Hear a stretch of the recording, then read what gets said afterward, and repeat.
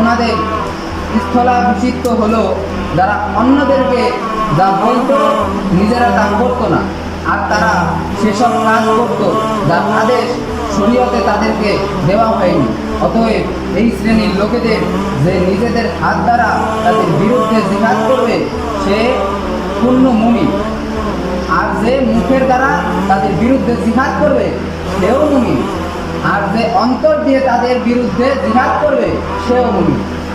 আর এরপর সরিষার দানার পরিমাণও ইমান নেই যার, অর্থাৎ এই হাদিস শরীফ দ্বারা বোঝা যাচ্ছে যারা সুন্নত মুবারক পালন করবে না তাদেরকে জোর করে সুন্নত মুবারক পালন করাতে হবে, তাদেরকে জোর করে সুন্নত পালন করাতে হবে। সুন্নত যারা পালন করবে না এমনভাবে বলা আছে কোরআনে, তাহলে বুঝেন এটা হচ্ছে ফরজ, খালি সুন্নতি না, এটা হচ্ছে ফরজ।